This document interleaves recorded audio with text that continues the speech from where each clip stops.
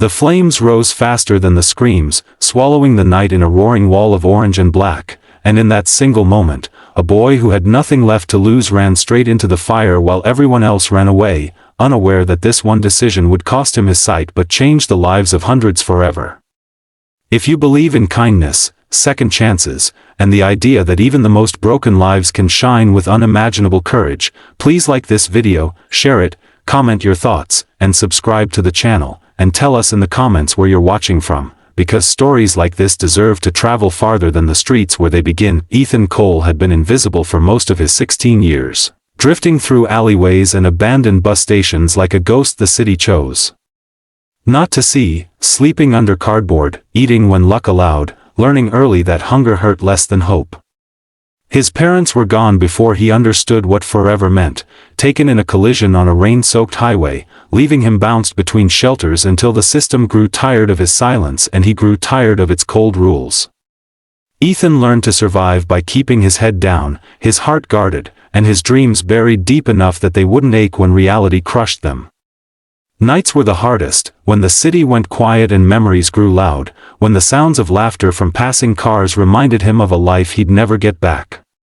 Still, despite the bitterness carved into his bones by years of neglect, Ethan carried one stubborn spark of goodness, a reflex to help even when helping never helped him. On the night everything changed, Ethan was scavenging near the edge of an industrial block, the kind of place bikers used for late-night meetups, where engines growled louder than words and shadows stretched long across cracked concrete. The Hells Angels had gathered there, hundreds of bikes lined like iron beasts, their chrome reflecting firelight from burn barrels scattered against the chill. Ethan kept his distance, knowing better than to draw attention, but fate doesn't ask permission.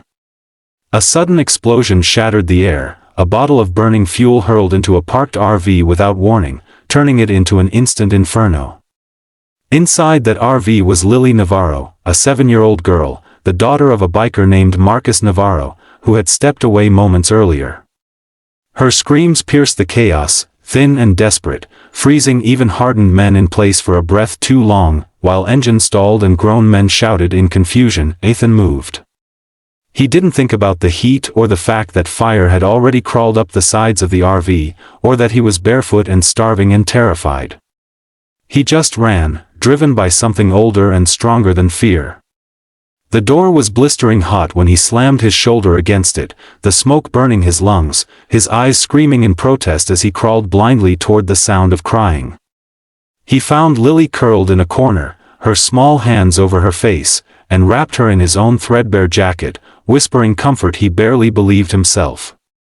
As he turned back, the ceiling collapsed in a shower of sparks, flames licking his face, searing his eyes with a pain so intense it fractured his world into white-hot nothingness.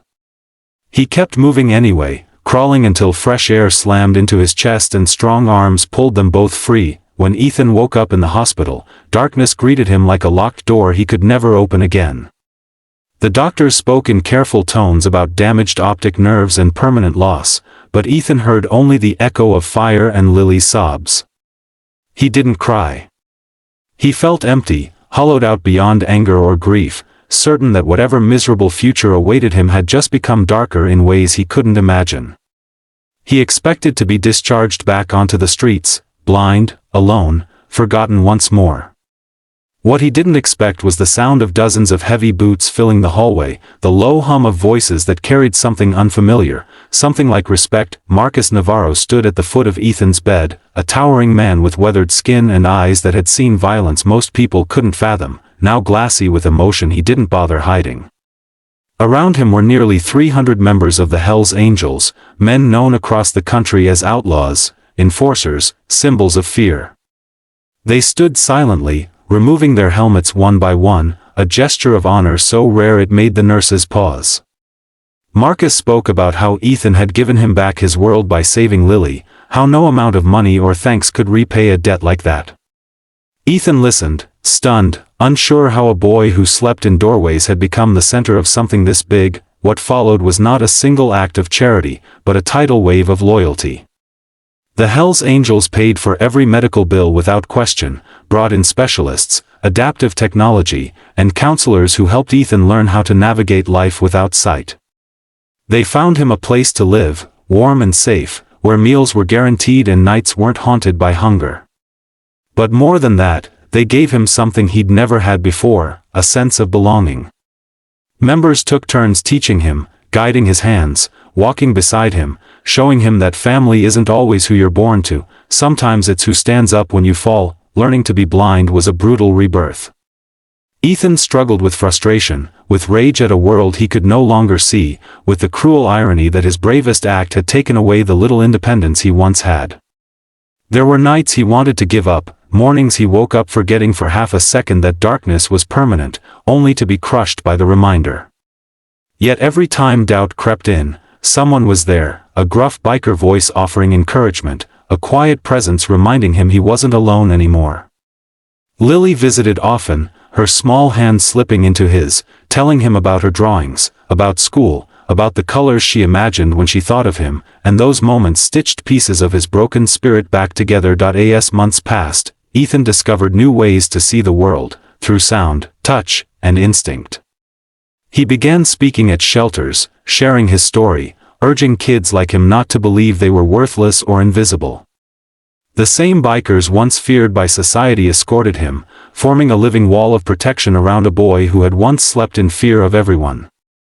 Videos of his rescue spread online, reshaping narratives, forcing people to confront uncomfortable truths about heroism, judgment, and who we choose to overlook. Years later, Ethan stood on a small stage, tapping his cane lightly, the roar of hundreds of motorcycles rumbling in the distance like a heartbeat.